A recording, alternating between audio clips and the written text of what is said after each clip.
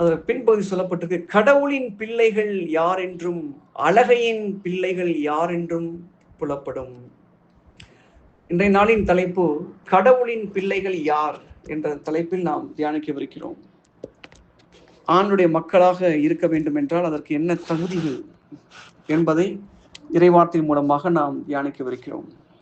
எல்லாருமே கடவுளுடைய பிள்ளைகள் அப்படின்னு சொல்ல முடியாது. அதுல அவருடைய பிள்ளையா இருக்கணும் அப்படின்னா அதுக்கு பல நிபந்தனைகளை ஆண்டு வச்சிருக்காரு. இவங்களைத்தான் நீதாண்டா என் பிள்ளைன்னு சொல்லி என்ன பண்ணுவார் ஆண்டு, நான் சொல்றபடி நீ செய்யற, என்னுடைய நிபந்தனைகளை எல்லாம் நிறைவேற்றுகிற, நீதான் என் பிள்ளைன்னு சொல்லி என்ன பண்ணுவார், அவங்கள பார்த்து தான் ஆண்டு சொல்வார். அப்படி என்னென்ன நிபந்தனைகளை ஆண்டவர் வைத்திருக்கிறார் என்று பார்க்கும்போது, முதல் காரியமாக இந்த வசனத்தில் சொல்லப்பட்டிருக்கிறது, நேர்மையாய் செயல்படாதவரும் தம் சகோதர சகோதரிடம் அன்பு செலுத்தாதவரும் கடவுளிடம் வந்தவர்களும் அல்ல. அப்ப கடவுளுடைய பிள்ளைகள் அப்படிங்கிறவங்க நேர்மையா இருக்கணும், உண்மையா இருக்கணும். உண்மையா யார் இருக்கிறாங்களோ அவங்கதான் ஆண்டுடைய பிள்ளைகளாக இருக்க முடியும். நானே வழியும் வாழ்வும் உண்மையுமாய் இருக்கிறேன், என்னையன்றி யாரும் பிதாவிடத்தில் வர முடியாது என்று ஆண்டவர் கூறுகிறார். திருப்பாடல் 51:6 நாம் படிக்கிறோம், உண்மை கடவுள் விரும்புவது உள்ளத்து உண்மையே.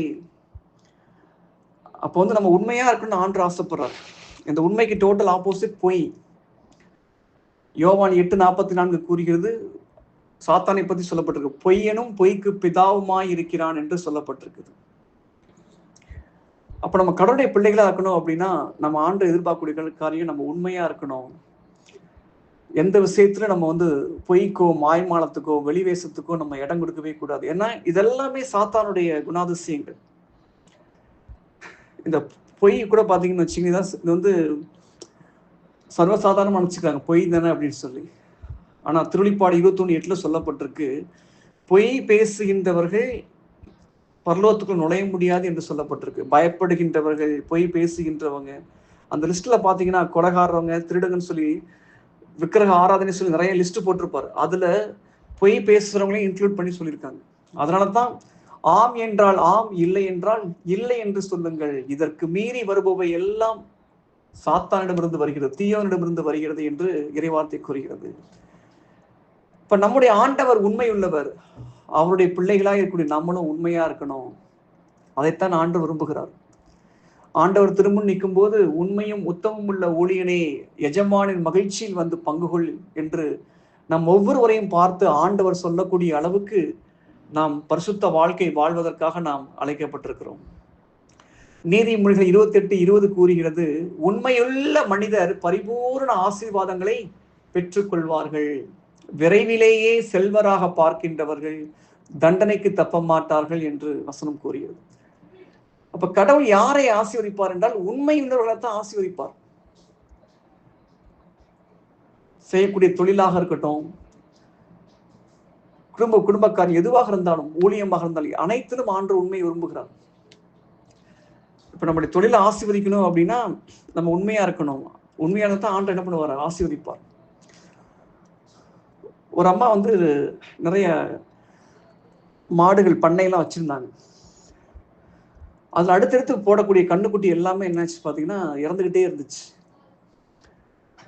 அதனால ஒருத்தவங்க ஊழிட்டு ஜெபிச்சிருக்காங்க, பிரதர் இந்த மாதிரி அடுத்தடுத்து இந்த போடக்கூடிய கண்ணுக்குட்டிகள் எல்லாம் என்ன இருக்கு, இறந்து போயிருது, எதுவுமே நினைக்க மாட்டேங்குது அப்படிங்கிறப்ப, அப்போ அந்த ஊழியர் வந்து ஜெபிச்சிருக்காங்க, நீங்க தைரியமா இருங்கம்மா, இந்த தடைகள்லாம் நீங்கும், மறுபடியும் உங்களுக்கு வந்து ஆண்டு ஆசீர்வதிப்பார்னு சொல்லியிருக்காங்க. அதுக்கப்புறம் கொஞ்ச நாள்ல பாத்தீங்கன்னா அந்த கண்ணுக்குட்டி போறதெல்லாம் ஸ்டேபிளா இருந்தது, அதுல எந்த பிரச்சனையும் இல்லை. ஆனா அவங்க ஒரு பால் பண்ணை நடத்திட்டு இருந்தாங்க. அதுல பாத்தீங்கன்னா எவ்வளவுதான் பால் இருந்தாலும் அது வந்து வியாபாரம் சரியாகவே போகவே இல்லை. அப்ப அவங்களுக்கு மறுபடியும் கேள்வி வந்துச்சு. மறுபடியும் ஆண்டவர்கிட்ட போய் கேட்கறாங்க, ஆண்டவரே, ஏன் ஆண்டவரே என் வியாபாரத்தை நீங்க ஆசீர்வதிக்க மாட்டீங்க, என்ன தடையா இருக்குது, ஏன் என் வியாபாரத்துல வந்து ஒரு முன்னேற்றமே இல்லை, என்ன காரணம் அப்படிங்கிறப்ப ஆண்டவர் வந்து அந்த அம்மாட்ட உணர்த்துறாரு, நீ உலகத்தார போல நீ பிசினஸ் பண்ற அப்படின்னு சொல்லி சொல்றாரு. நான் என்ன ஆண்டவரே செய்யறேன் அப்படிங்கிறப்ப, உலகத்தார் எப்படி அதுல பணம் காசு சம்பாதிக்கணும் என்ன முயற்சி பண்றாங்க, பால்ல என்ன பண்றாங்க, தண்ணியை கலந்து என்ன பண்றாங்க, வைக்கிறாங்க. நீ என்ன நினைச்சிட்டு இருக்க, நம்மளும் பால்ல தண்ணியை கலந்து வித்தாதான் நிறைய என்ன பண்ண முடியும், நிறைய லாபம் வரும், நிறைய நமக்கு சம்பாதிக்க முடியும், அப்படி நீ உலக போக்குல நீ என்ன பண்ற, சிந்திக்கிற. நான் இப்படிப்பட்டவங்க நான் எப்படி என்னால் ஆசீர்வதிக்க முடியும்? கலப்படம் செய்கிறவங்க, கள்ளத்தராசு யூஸ் பண்ணுறவங்கள, கையாடல் பண்ணுறவங்க, இப்படிப்பட்டவங்க என்னால் எப்படி ஆசீர்வதிக்க முடியும்? நான் நீதியின் தேவன் அல்லவா? நான் உண்மையின் தேவன் அல்லவா? நீ எனக்கு உண்மையா இருந்தன்னா உன் பிசினஸ் நான் ஆசீர்வதித்து உயர்த்துவேன்னு சொல்லி ஆண்டவர் உணர்த்துறார். உடனே அந்த அம்மா ஒரு தீர்மானம் எடுத்தாங்க. இனிமே நான் பால்ல தண்ணி என்ன பண்ண மாட்டேன், கலக்கவே மாட்டேன். அப்படியே கறவை மாட்டுல கறவை பண்ணதை அப்படியே நான் என்ன பண்ணுவேன், திக்கா என்ன பண்ணுவேன், விப்பேன்னு சொல்லி தீர்மானம் எடுத்து தண்ணியை ஒரு சொட்டு கூட தண்ணி கூட கலக்கவே கிடையாது. அதுக்கப்புறம் பாத்தீங்கன்னா நிறைய கஸ்டமர்ஸ் இந்த அம்மாவை தேடி வர ஆரம்பிச்சாங்க. ஏன்னா இந்த அம்மா கொடுக்கக்கூடிய பால்ல அவ்வளவு குவாலிட்டி. அதுல தயிர் ஊத்தி வச்சா அப்படி கெட்டியா இருக்குது. முந்திலாம் தயிர் ஊற்றினா அப்படியே பாதி தண்ணியாக தான் இருக்கும். ஆக்சுவலாக வந்து பார்த்தீங்கன்னா இப்போ பார்த்தீங்கன்னா இந்த அம்மா அவ்வளோ குவாலிட்டியாக கொடுத்த உடனே பார்த்தீங்கன்னா இந்த அம்மாட்ட நிறைய பேர் கஸ்டமர்ஸ் என்ன பண்ண ஆரம்பிச்சாங்க, வர ஆரம்பிச்சாங்க. அந்த அம்மாவுடைய பிஸ்னஸ் ஆஹா ஓஹோ நல்லா டெவலப் ஆயிடுச்சு. அப்போ தான் அந்த அம்மா நினச்சாங்க, நம்ம உலகத்தாரை போல திங்க் பண்ணோம். உலகத்தார் எப்படியாவது பணம் சம்பாதிச்சிடலாம், பாலில் நிறைய தண்ணி ஊற்றி ஊற்றி என்ன பண்ணிடலாம் சம்பாதிச்சு நினச்சாங்க. ஆனால் அது கிடையாது. கடவுள் நம்மளை ஆசீர்வதிக்கணும் அப்படின்னா நம்ம உண்மையாக இருக்கணும். கொஞ்சத்தில் உண்மையுள்ளவர்களை அநேகத்தில் ஆண்டு என்ன பண்ணுவார் வந்து பார்த்தீங்கன்னா வந்து உயர்த்துவார். ஆனால் கொஞ்சத்திலேயே அவங்க நம்பிக்கையற்றவர்களாக இருந்தாங்கன்னா அநேகத்தில் அதிகாரியை ஆண்டு வைக்க முடியாது. அந்த வசனத்தை நாம் வாசிப்போம். லூக்கா 16ஆம் அதிகாரத்தை எடுத்துக்கொள்வோம்.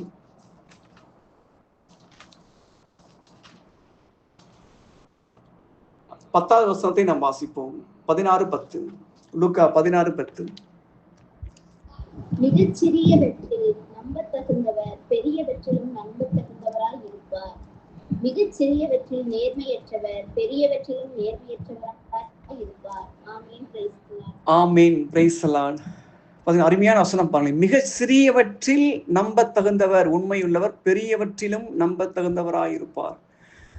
கடவுள் நம்மளை எடுத்தெடுப்பிலே உயர்ந்த நிலைக்கு கொண்டு போக மாட்டார். சின்ன சின்ன விஷயத்துல நம்ம டெஸ்ட் பண்ணி பார்ப்பார். நம்ம உண்மையுள்ளவங்களா இருக்கிறோமா, நம்ம ஆண்டருக்கு கீழ்படுகிறோமா, யாருமே பார்க்காத சமயத்துல நம்முடைய பிஹேவியர் எப்படி இருக்குது, நம்ம எப்படி வீட்டில் தனியாக இருக்கும்போது நம்ம எப்படி இருக்கிறோம், சர்ச்சில் இருக்கும்போது எப்படி இருக்கிறோம், எல்லாமே என்ன பண்ணுவார், பண விஷயத்துல நம்ம டெஸ்ட் பண்ணி பார்ப்பார். நம்ம பண ஆசை நமக்கு இருக்குதா, அதிகமாக பணம் வரும்போது ஆண்டரை விட்டுட்டு நம்ம பணத்தை நேசிக்கிறோமா, இப்படி என்ன பண்ணுவார், நம்மளை சின்ன சின்ன விஷயத்துல டெஸ்ட் பண்ணி பார்ப்பார் ஆண்டவர். அதுல நம்ம உண்மை உத்தமமா இருந்தோம் அப்படின்னா நெக்ஸ்ட் லெவலுக்கு அடுத்தடுத்து என்ன பண்ணுவார், அடுத்தடுத்து நெக்ஸ்ட் லெவலுக்கு கூட்டிட்டு போய்கிட்டே இருப்பார். சின்ன விஷயத்திலேயே நம்ம உண்மையற்றவர்களா இருந்தோம்னா ஆண்டு வந்து உயர்த்த முடியாது. ஒரு கிளாஸ்ல வந்து பாத்தீங்கன்னா ஒரு 1ஆம் கிளாஸ் இருக்கிறாங்க டீச்சர். அவங்க நல்லா சின்ன பிள்ளைகள் தான் அப்படின்ட்டு என்ன பண்றாங்க, நல்லா எஃபர்ட்ஸ் போட்டு நல்லா முயற்சி எடுத்து நல்லா ட்ரைனிங் கொடுத்து நல்லா கொண்டு வர்றாங்க. அதை பார்த்தோன்னே ஹெட் மிஸ்டர்ஸ் என்ன பண்றாங்க, பரவாயில்லையே 1ஆம் கிளாஸ் பிள்ளைகளுக்கே நல்லா என்ன பண்றாங்க, ஆர்வம் எடுத்து பண்றாங்களே, இவங்க இன்னும் ப்ரொமோட் பண்ணலாம் என்ன பண்றாங்க, அடுத்து நெக்ஸ்ட் லெவல் 4th, அதுக்கப்புறம் 6th, அதுக்கப்புறம் சொல்லி ஒவ்வொரு கிளாஸா என்ன பண்ணாங்க ப்ரொமோட் பண்ணி 12th வரைக்கும் கூட்டு போனாங்க. அப்போ எடுத்துறதுலே கொண்டு போக மாட்டாங்க. ஃபர்ஸ்ட் என்ன பண்றாங்க, செக் பண்ணி பாக்குறாங்க. இதே மாதிரி தான் ஆஃபீஸ் கூட பாத்தீங்கன்னா எடுத்துறதுலே பெரிய ப்ரொமோஷன்ல கொடுக்க மாட்டாங்க. சின்ன சின்ன காரியங்கள்ல எப்படி ஒர்க் பண்றாங்க, உண்மையா இருக்கிறாங்களா, சீரியஸா ஒர்க் பண்றாங்களா, சின்சியரா ஒர்க் பண்றாங்களா, இதெல்லாம் பார்த்துதான் என்ன பண்ணுவாங்க, உயர்த்துவாங்க. அதே மாதிரி தான் கடவுள் நம்மை உயர்த்த வேண்டும் என்றால் நாம் உண்மையுள்ளவர்களாக நம்ம இருக்கணும். கணவன் மனைவிக்கு உண்மையா இருக்கணும், மனைவி என்ன பண்ணணும், கணவனுக்கு உண்மையாக இருக்கணும். ஒரு சில வீடுகள்லாம் பார்த்தீங்கன்னா கணவனுடைய மொபைலை மனைவி கொடுக்கவே மாட்டாங்க, மனைவியோட மொபைலை கணவனுக்கு கொடுக்கவே மாட்டாங்க. அப்பயே தெரியும் தப்பு ஏதோ நடக்குதுன்னு அர்த்தம். we have to be an open book, திறந்த புத்தகமாக நம்ம இருக்கணும். நம்முடைய மொபைலை மனைவி யூஸ் பண்ணணும், பார்க்கணும். அதே மாதிரி அவங்களுடைய மொபைல் நம்ம பார்க்கணும். அதுல ஏதாவது தடை இருக்குது, கொடுக்க மாட்டாங்க அப்படின்னா சம்திங் இஸ் ராங். அப்ப உறவுகள் என்ன பண்ணணும், உண்மையா இருக்கணும். அதைத்தான் ஆண்டவர் என்ன பண்றாரு, எதிர்பார்க்கிறாரு. அதே மாதிரி தான் செய்யக்கூடிய ஊழியத்தில் நாம் உண்மையுள்ளவர்களாக இருக்கணும். அதே ஆண்டவர் விரும்புகிறார். பணத்துக்காகவோ பேருக்காகவோ புகழுக்காகவோ நாம் ஊழியத்தை செய்யக்கூடாது. ஏசப்பா எதுக்காக ஊழியம் செஞ்சார், ஏதாவது நமக்கு நிறைய வருமானம் கிடைக்கணும்னா ஊழியம் செஞ்சார். கால்நடையா நடந்தார். நம்ம காலத்துலயே பாத்தீங்கன்னா பஸ் எல்லாம் நல்ல ஃபெசிலிட்டி இருக்குது. அவர் காலத்துல எதுவுமே கிடையாது. நடந்து என்ன பண்ணாரு, ஊர் ஊரா போய் என்ன பண்ணாரு, நற்செய்தி அறிவித்தார். எந்த நோக்கத்தோடு அவர் அதை செஞ்சார், ஏதாவது லாபம் கிடைக்கும், ஏதாவது நமக்கு கிடைக்கும்னு சொன்னார், எதுவுமே கிடையாது. அவருடைய ஒரே நோக்கம் தந்தையினுடைய திருவுளத்தை நிறைவேற்றணும், இறை ஆட்சி எங்கும் பரவணும், ஆத்துமாக்கள் ஆதாயமாகணும். இதுதான் ஆண்டுடைய நோக்கம். அப்போ ஊழியம் செய்யக்கூடிய ஒவ்வொருத்தருடைய நோக்கம் இதுவாகத்தான் இருக்கணும். இறை ஆட்சி எங்கும் பரணும், பரலோக ராஜ்யம் ஒவ்வொருடைய உள்ளத்திலும் இல்லத்திலும் வர வேண்டும், ஆத்துமாக்கள் ஆதாயமாகணும். இப்ப கூட நரகத்தை நோக்கி நிறைய ஆத்துமாக்கள் போயிட்டு இருக்கிறாங்க. அவங்களெல்லாம் தடுக்கிறது யாரு? அவங்களெல்லாம் இறையாட்சிகளை கொண்டு வரக்கூடிய பொறுப்பு நம்மள்ட்ட ஆண்டு என்ன பண்ணிருக்காரு, கொடுத்திருக்காரு. அந்த ஒரு பாரம் நமக்குள்ளாக இருக்கணும். ஆண்டவரே, அந்த ஆத்துமாக்கள் எல்லாம் மீட்கப்படணும். நீங்க என்னை தேடி வராம இருந்திருந்தா நான் அங்க அந்த அந்த பாதாளத்தை நோக்கி தான் போயிட்டு இருந்திருப்பேன். உம்முடைய அணுக்கரகத்தால, உம்முடைய கிருபையினால, உம்முடைய அன்பை சுவைச்சதுனால இன்னைக்கு நான் உங்க தேடிக்கிட்டு இருக்கேன். இல்லாட்டி இந்நேரத்துக்கு சினிமா சீரியல பார்த்துக்கிட்டு இருப்பேன். இல்லாட்டி உலக கதை, ஊர் கதைன்னு சொல்லி வெட்டி பேச்சு பேசிட்டு இருப்பேன். உங்க அன்பை சுவைச்சதுனாலதான் இப்ப ஆன்லைன்ல உட்காந்து என்ன பண்றேன், பிரேயரை நான் அட்டன் பண்ணிட்டு இருக்கிறேன். அப்ப என்னை தொட்ட ஆண்டவர் என்ன பண்ணணும், மற்றவங்களை என்ன பண்ணணும், தொடரணும் ஆண்டவர். அதுதான் அந்த ஆத்ம பாரம் அப்படிங்கிறது. நம்ம மறுபடியும் பிறந்திருக்கிறோம் அப்படிங்கிறதுக்கு பல அடையாளங்கள். அதுல முக்கியமான ஒரு அடையாளம் என்னன்னு பாத்தீங்கன்னா, ஆத்மாக்களை குறித்த ஒரு பாரம் நமக்குள்ள இருக்கும். எங்க போனாலும் அந்த ஆத்ம பாரத்தோடு போவோம். ஆண்டவரே, இப்படி அறியாம இருக்கிறாங்களே, அழிந்து கொண்டிருக்கிறாங்களே. ஏன்னா வசனம் சொல்கிறது, ஒசையா 4:6 படிக்கிறோம், என் மக்கள் அறிவின்மையால் அழிந்து கொண்டிருக்கிறார்கள். இந்த இறை வார்த்தையை பத்தி அறிவு இல்லாதனால தான் மக்கள் என்ன பண்ணிருக்காங்க, அழிஞ்சிட்டு இருக்கிறாங்க. ஏன் கிறிஸ்தவங்களா இருந்துகிட்டு அவங்க வேற்று தெய்வங்களை நாடி போறாங்க? இறை வார்த்தையை பத்தி அறிவு இல்லை. ஏன் கிறிஸ்தவர்களாக இருந்து கொண்டு பிற இனத்தாட்ட போய் திருமண ஒப்பந்தம் பண்றாங்க? இறை வார்த்தையை பத்தி அறிவு இல்லாதனால தான். ஏன் கிறிஸ்தவர்களாக இருந்து கொண்டு தற்கொலை செய்து கொள்கிறார்கள்? அதுக்கும் காரணம் இந்த பைபிள் படிக்காதனால தான். அதனாலதான் ஆண்டு வருத்தத்தோடு சொல்றார், என் மக்கள் அறிவின்மையால், கடவுளை பற்றிய அறிவு இல்லாதனால, வேதத்தை பற்றிய அறிவு இல்லாதனால என்ன பண்றாங்க, அழிந்து கொண்டிருக்கிறார்கள். அப்ப அவங்களெல்லாம் மீட்க வேண்டியது நம்முடைய பொறுப்பு. நம்ம இந்த இறைவார்த்தையினுடைய முக்கியத்துவத்தை உணர்ந்தோம். நம்ம என்ன செய்யணும், நிறைய பேருக்கு இந்த இறைவார்த்தையை படிங்க, உங்க வாழ்க்கை மாறும், ஆண்டு உங்களோட பேசுவார், பரலோகத்துக்குரிய திட்டம் எல்லாமே இதுல சொல்லப்பட்டிருக்குன்னு சொல்லி நம்ம என்னணும், நாம் அனுபவித்த அந்த இயேசுவை மற்றவர்கள் நம்ம என்ன பண்ணணும், பகிர்ந்து கொள்ள வேண்டும். அதுதான் அந்த ஊழியம் அப்படிங்கிறது. அப்ப கடவுளுடைய பிள்ளைகள் உண்மையா இருப்பாங்க, நேர்மையாக இருப்பார்கள். சாத்தானின் பிள்ளைகள் என்ன பண்ணுவாங்க, பொய்க்கு சொல்லுவாங்க. அதான் வசனம் சொல்லுது, கடவுளுடைய பிள்ளைகள் யார் என்றும் அழகையின் பிள்ளைகள் யார் என்றும் தெளிவாய் தெரியும் என்று சொல்லப்பட்டிருக்கு. இரண்டாவது சொல்லப்பட்டிருக்கு, தம் சகோதர சகோதரிகளும் அன்பு செலுத்தாதவர்கள் அவங்க கடவுளுடைய பிள்ளைகளாக இருக்க முடியாது. முதல் காரியம், கடவுளுடைய பிள்ளையா இருக்கணும்னா நம்ம உண்மையா இருக்கணும். இரண்டாவது காரியம், அன்பு செலுத்த வேண்டும். கண்ணால் காணக்கூடிய சகோதர சகோதரிகளை அன்பு செய்ய முடியாதவன் கண்ணால் காண முடியாத தெய்வத்தை எப்படி அன்பு செய்ய முடியும்? இயேசுவை நேசிக்கிறேன்னு சொல்லிட்டு அவருடைய சாயல்ல படைக்கப்பட்டுள்ள சகோதர சகோதரிகளை நம்ம நேசிக்காமல் இருந்தோம் என்றால் அது பொய்யாக மாறிவிடும். அப்ப என்ன பண்ணணும், இறை அன்பு, பிறர் அன்பு ரெண்டுமே இருக்கணும். அப்ப மற்றவர்களை நேசிக்கிறவங்க தான் என்ன பண்ண முடியும், கடவுளுடைய பிள்ளைகளாக இருக்க முடியும். இந்த வெறுப்பு, கசப்பு, பகைமை, விரோதம், சண்டை இதெல்லாம் கொண்டு வருது சாத்தான் ஆக்சுவலா. அப்ப அதுக்கு நம்ம இடம் கொடுக்கும்போது நம்ம அன்பு காட்ட முடியாது. அப்ப கடவுளுடைய பிள்ளைகளா இருக்கணும் அப்படின்னா என்ன பண்ணணும், அன்பு நிறைந்த உள்ளமாக நமக்கு இருக்கணும். அந்த உரோமையர் 5:5 சொல்லப்பட்டுள்ளபடி கடவுளின் அன்பு தூய ஆவியானவர் வழியாக நம் உள்ளங்களில் பொழியப்பட்டுள்ளது. மூன்றாவதாக கடவுளுடைய பிள்ளைகளாக இருக்கிற நிபந்தனை என்ன என்று பார்த்தோம் என்றால், அமைதியை ஏற்படுத்துவோர் பேறு பெற்றோர், ஏனென்றால் அவர்கள் கடவுளின் மக்கள் என அழைக்கப்படுவார்கள். அந்த வசனத்தை நாம் படிப்போம். மத்தேயு 5:9 நாம் வாசிப்போம். மத்தேயு 5:9.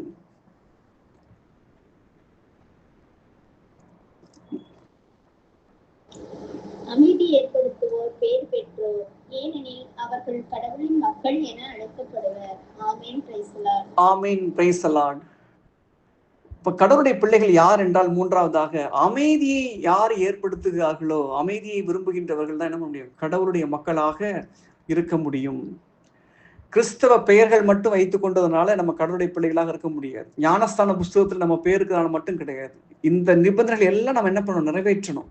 அப்பதான் ஆணுடைய பிள்ளைகளாக நம்ம இருக்க முடியும். அப்ப அமைதி ஏற்படுத்துபவர்களாக நம்ம இருக்கணும். சண்டைக்கோ சச்சரவுகளுக்கோ நம்ம இடம் கொடுக்கவே கூடாது.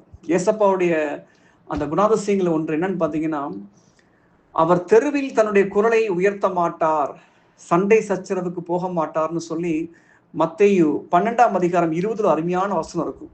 அந்த வசனத்தை படிப்போம். மத்தேயு 12:20 நாம் வாசிப்போம்.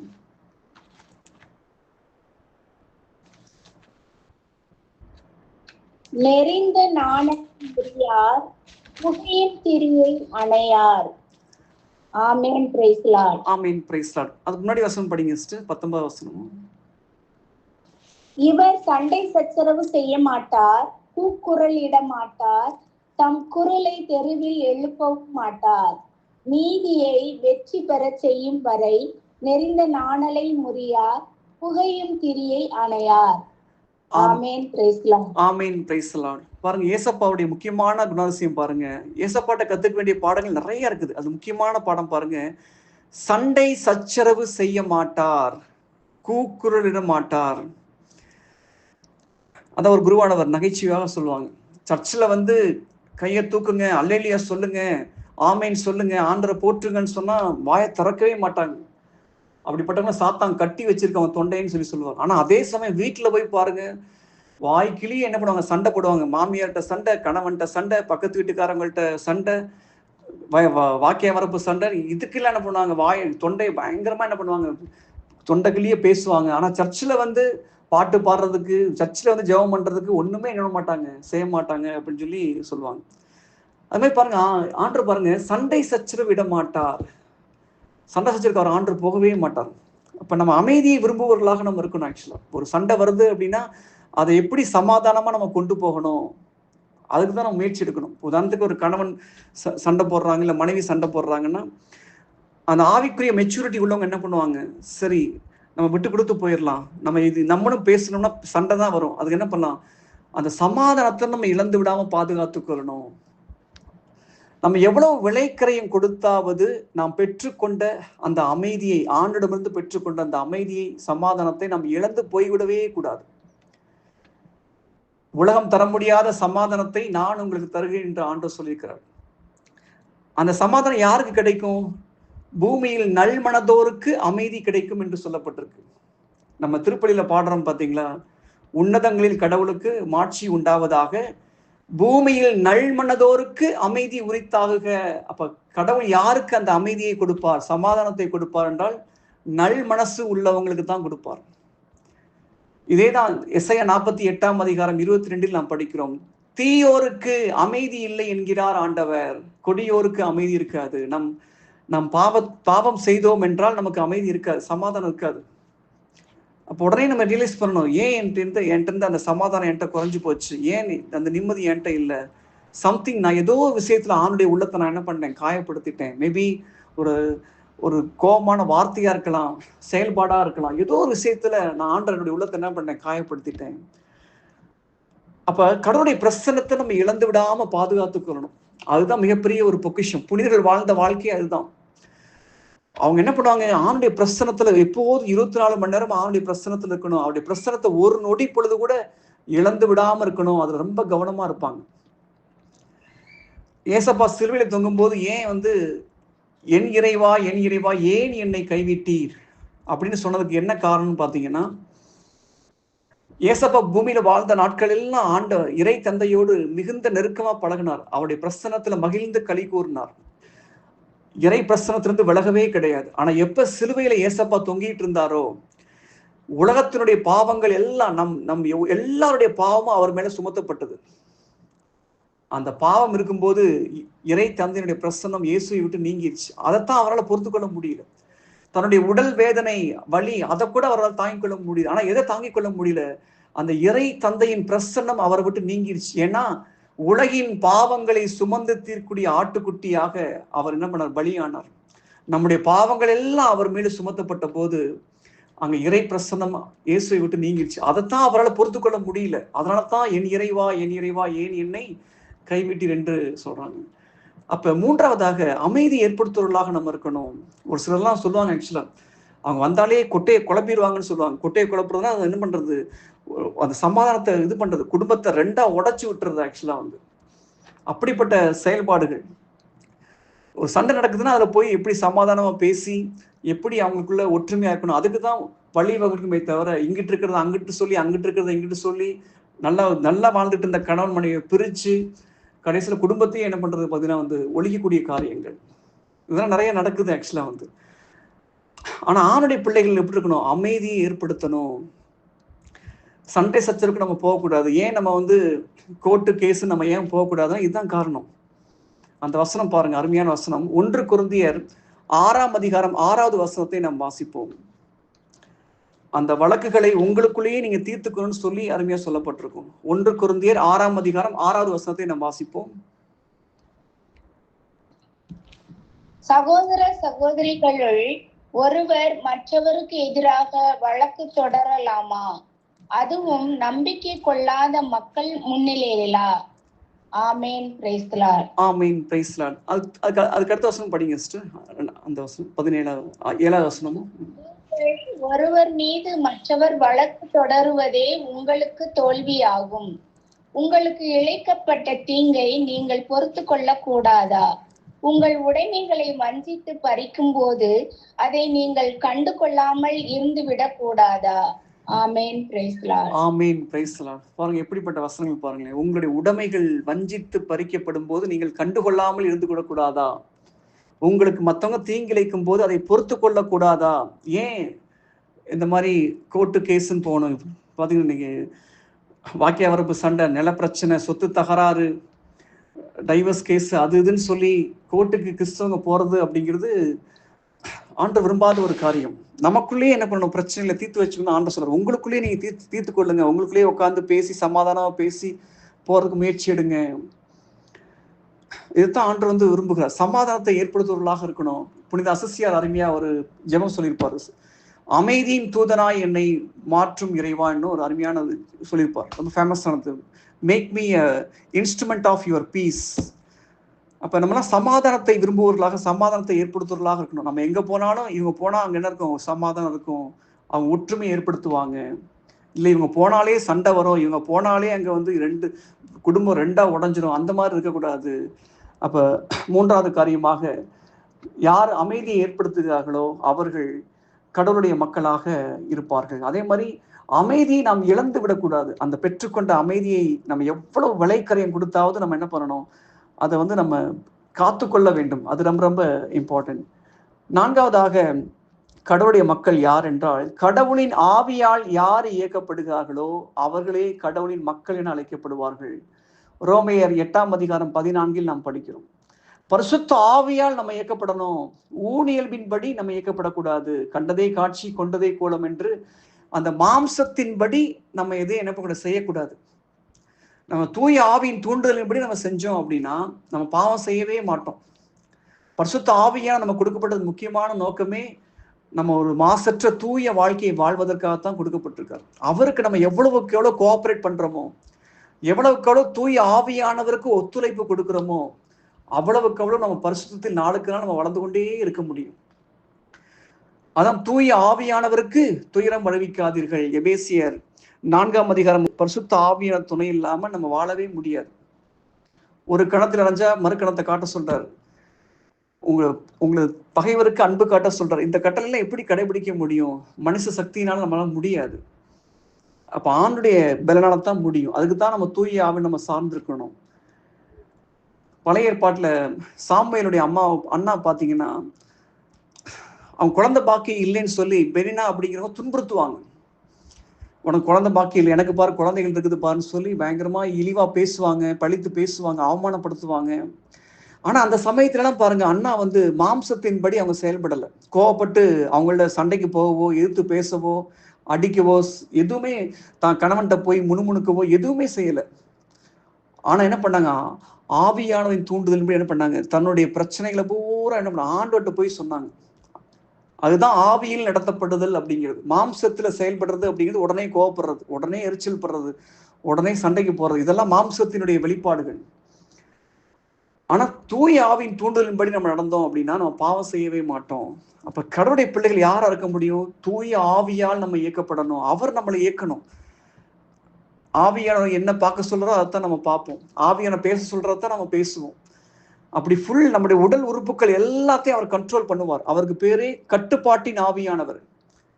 கட்டுப்பாட்டின் ஆவியானவர் என்னை கண்ட்ரோல் பண்ணி நடத்துகிறார், இஷ்டம் போல அலைவதில்லை, அவர் சித்தம் செய்து வாழ்பவன் நான். அப்ப பரிசுத்த ஆவி நம்மளை இயக்குனார் என்றால் நம்ம என்ன பண்ணுவோம்? செல்ஃப் கண்ட்ரோலோட இருப்போம். நம்முடைய உணர்ச்சிகளை கட்டுக்குள்ள வச்சிருப்போம். கோபத்தை கண்ட்ரோல் பண்ண முடியும், பேராசையை கண்ட்ரோல் பண்ண முடியும், உணவு பிரியத்தை நம்ம கண்ட்ரோல் பண்ண முடியும், இச்சைகளை கண்ட்ரோல் பண்ண முடியும், கண்களின் இச்சை, மாம்சத்தின் இச்சை. இதெல்லாம் எப்ப முடியும்னா ஆவியால் நம்ம இயக்கப்படணும். அதனால தான் அனுதினமும் நம்ம ஆவியால் நிரம்புறதுக்கு நம்ம என்ன பண்ணணும்? ஜெபிக்கணும். ஆண்டவர், இது ஜஸ்ட் ஒரு ப்ரேயர் மீட்டிங்ல மட்டும் போய் பெற்றுக்கொண்ட அனுபவம் கிடையாது. நம்ம அனுதினமும் என்ன பண்ணணும்? ஆவியால் என்ன பண்ணணும்? Everyday we have to be filled with the Holy Spirit. இயேசுவே நம்முடைய பரிசுத்த ஆவியால் நிரப்புங்கன்னு சொல்லி என்ன பண்ணணும்? அவருடைய ஆவியால் நிரம்பி வாழ்ந்தா தான் நம்ம பாவத்தை நம்ம என்ன முடியும்? ஜெயிக்க முடியும். ஊனியத்தினுடைய இச்சைகளை மேற்கொள்ளணும்னா தூய ஆவியான தூண்டுதலுக்கு ஏற்றபடி வாழணும். கலாத்தியர் 5:16 கூறுகிறது, தூய ஆவியானவரின் தூண்டுதலுக்கு ஏற்ப வாழுங்கள், அப்பொழுது ஊனியல்பின் இச்சைகளை நீங்கள் நிறைவேற்ற மாட்டீர்கள். அந்த கார்ல போகும்போது ஜிபிஎஸ் யூஸ் பண்ணுவாங்க. அதாவது ஜிபிஎஸ் அப்படிங்கிற ஒரு கருவியில போட்டு இந்த மாதிரி டெஸ்டினேஷன் போவாங்க, எந்த இடத்துக்கு போகணும்னு சொல்லி. அந்த கருவி என்ன பண்ண சொல்லும், நீங்க ரைட் டர்ன் எடுங்க, லெஃப்ட் டர்ன் எடுங்கன்னு சொல்லி கரெக்டாக நம்ம டைரக்ட் பண்ணோம். நம்ம வேற தப்பான ரூட் எடுத்தா கூட மறுபடியும் என்ன பண்ணும்? கரெக்டான ரூட்டுக்கு கொண்டு வந்து ரீரூட் பண்ணி கொண்டு வந்துடும். நம்ம கரெக்டாக டெஸ்டினேஷன் கொண்டு போய் சேர்த்துரும். அது மாதிரி தான் பரிசுத்த ஆவியானவர், அவருடைய குரலுக்கு நம்ம செவி கொடுத்து வாழ்ந்தோம்னா அவர் நேரம் நம்ம எங்கே கூட்டு போயிடுவார்? பரலோகத்துக்கு கூட்டு போயிடுவார். அப்ப அவர் துணை இல்லாம நித்திய ஜீவனை பெற்றுக்கொள்ள முடியாது. அவரை நம்ம சார்ந்து வாழணும். அவங்கதான் கடவுளுடைய பிள்ளைகளாக இருக்க முடியும். 5வதாக கடவுளுடைய பிள்ளைகள் யார் என்றால், கடவுள் மீது நம்பிக்கை வைக்கிறவங்க தான் கடவுளுடைய பிள்ளைகளாக இருக்க முடியும். யோவான் 1:12 நாம் படிக்கிறோம், ஆண்டவரை ஏற்றுக்கொண்டு அவர் மீது நம்பிக்கை கொள்கின்றவர்கள் கடவுளின் பிள்ளைகளாக உருவாக்கக்கூடிய வாய்ப்பை ஆண்டவர் தருகிறார். அந்த வசனத்தை படிப்போம். யோவான் 1:12 வசனத்தை நாம் வாசிப்போம். 1:12.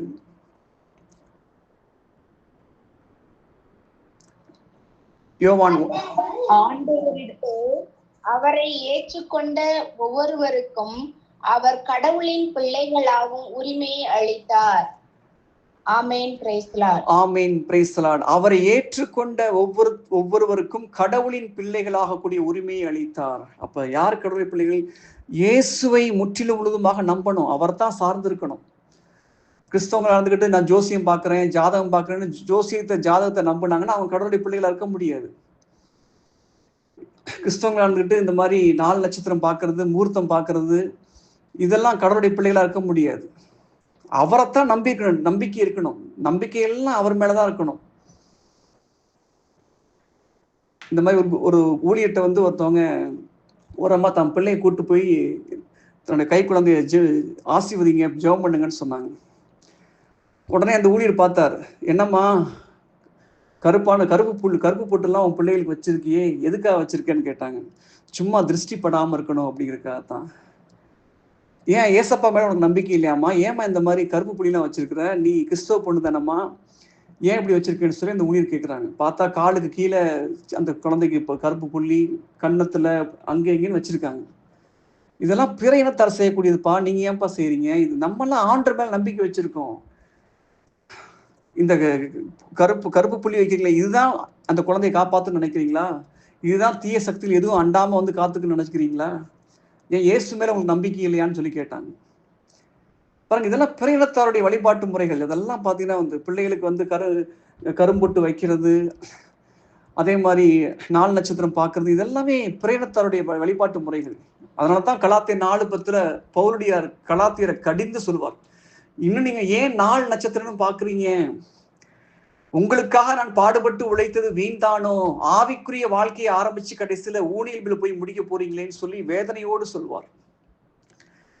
கடவுளுடைய பிள்ளைகளாக்கணும் அப்படின்னா எந்த விதமான மூட நம்பிக்கைகளுக்கு இடம் கொடுக்கவே கூடாது. ஏசப்பா இருக்காரு, நம்ம பண்ணக்கூடிய ஜெபத்துல கேட்டு ஆண்ட பிள்ளைகளை பாதுகாப்பார். ஜெபத்தை விடையே அந்த பொட்டு வைக்கிறது வந்து காப்பாற்ற போகுது. அப்ப யார் மேலதான் நம்பிக்கை இருக்கணும்? ஆண்டவர் மேல மட்டும்தான் நம்பிக்கை இருக்கணும். அவர்கள் தான் ஆணுடைய பிள்ளைகளாக இருக்க முடியும்.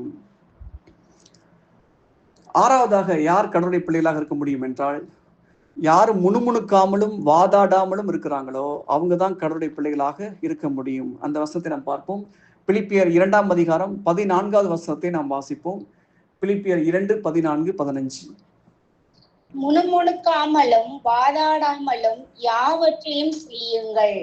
அப்பொழுதுதான் நீங்கள் நெறிக்கட்ட சீரழிந்த தலைமுறையினரிடையே குற்றமும் கபடற்றவர்களுமாய் கடவுளின் மாசற்ற குழந்தைகள் என திகழ்வீர்கள். உலகில் ஒளிகளாக துலங்குவீர்கள். Amen. Praise the lord. Amen. Praise the lord. கடவுளின் மாசற்ற பிள்ளைகளாக துலங்குவீர்கள்.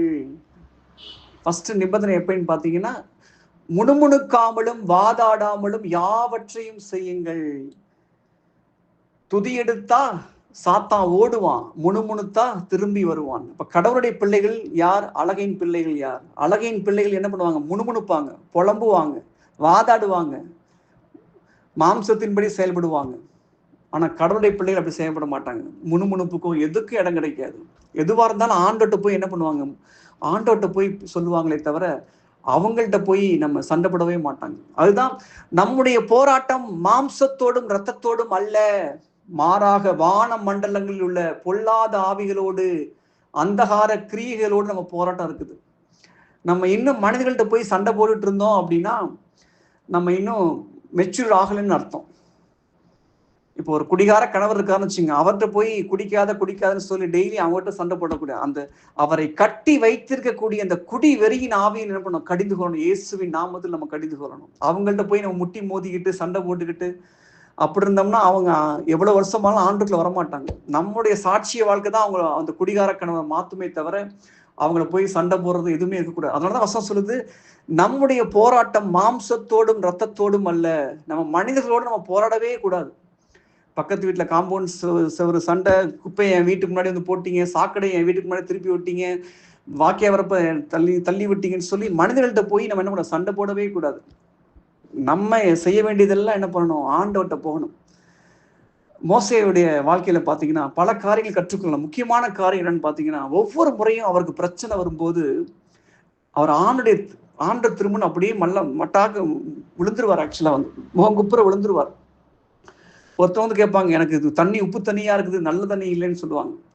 ஒருத்தர் வந்து சொல்லுவாங்க, ஆண்டவர் உங்கள்கிட்ட தான் பேசுவாரா, எங்கள்கிட்ட பேச மாட்டாரான்னு சொல்லி என்ன பண்ணுவாங்க? முணுமுணுப்பாங்க. இப்படி பல விதமான பிரச்சனைகள்.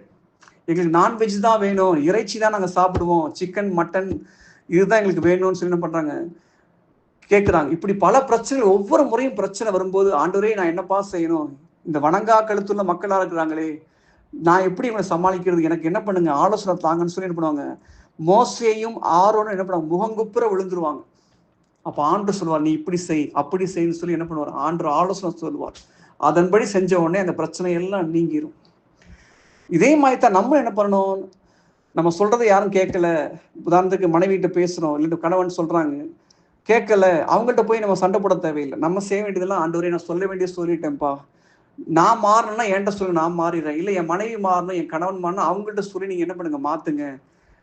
மனமாற்றம் அப்படிங்கிறது நீங்க மட்டும் தான் தர முடியும் ஆண்டவரே, எங்களால முடியாதுன்னு சொல்லி பிரச்சனைகள் வரும்போது யார்கிட்ட போய் சொல்லணும்? ஆண்டவர்கிட்ட போய் நம்ம சொல்லணும். இல்ல முணுமுணுக்கிறதோ வாதாடுறதோ மனிதர்களுக்கு எதிராக போராடுவதோ இருக்கவே கூடாது. விடுதலை பயணங்கள் 14 நம்ம படிக்கிறோம், ஆண்டவர் உங்களுக்காக யுத்தம் செய்வார், நீங்கள் அமைதியாயிருங்கள், நீங்கள் சும்மா இருங்கள்.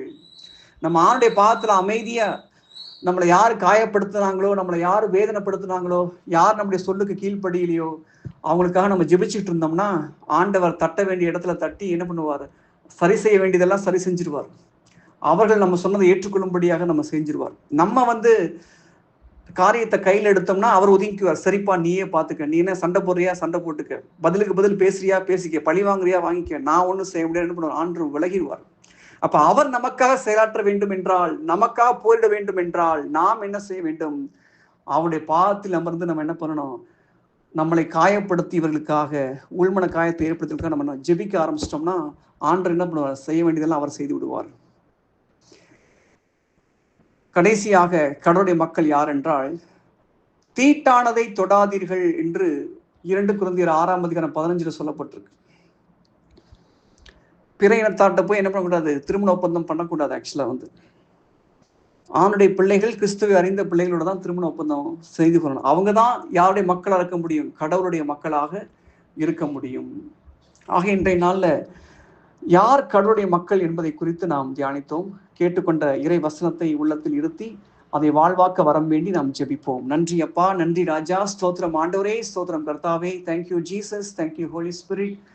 அன்பு இயேசப்பா, இன்றைய நாளில் ஆண்டவரே சுவாமி, கடவுளின் பிள்ளைகள் யார், அழகையின் பிள்ளைகள் யார் என்பதை வேறுபடுத்தி காண்பித்தீங்களே, அதற்காக நன்றி ஆண்டவரே. கேட்டுக்கொண்ட இறை வசனத்தின்படி ஆண்டவரே நாங்கள் உண்மையுள்ளவர்களா நாங்கள் இருக்கணும் ராஜா. எல்லாரையும் நாங்கள் நேசிக்கணும் ஆண்டவரே. வெறுப்பு கசப்புக்கு நாங்கள் இடம் கொடுக்கவே கூடாது சுவாமி. மாய்மால வாழ்க்கைக்கோ வெளிவேஷத்துக்கோ நாங்கள் இடம் கொடுக்காமல் ஆண்டவரே உண்மை நாங்கள் பிரதிபலிப்பவர்களாக நாங்கள் இருக்கணும் சுவாமி. அமைதியை ஏற்படுத்துவர்களாக நாங்கள் இருக்கணும் ராஜா. சண்டை சச்சரவுகளுக்கு நாங்கள் இடம் கொடுக்காமல் அமைதியை எங்கும் விதைப்பவர்களாக இருக்க இரக்கம் பாராட்டுங்க ராஜா. எங்களுடைய ஊழியர்களின்படி நாங்கள் வழிநடத்தப்படாமல், மாம்சத்தின்படி எதையும் நாங்கள் செய்யாமல், ஆவியானவருடைய தூண்டுதலுக்கு ஏற்ப ஆவியானுடைய வழிநடத்துவதன்படி எங்கள் வாழ்க்கையை வாழ எங்களுக்கு கிருபை தாங்க ராஜா. எங்களுடைய நம்பிக்கையெல்லாம் உங்கள் மேல மட்டும்தான் இருக்கணும் சுவாமி. உண்மை தவிர எங்களுடைய சொந்த அறிவையோ ஆற்றலையோ திறமையோ செல்வத்தையோ நாங்கள் சார்ந்து இருக்கக்கூடாது சுவாமி. பிற இனத்தாருடைய வழிபாட்டு முறைகள் எதன் மீது நம்பிக்கை இருக்கக்கூடாது சுவாமி.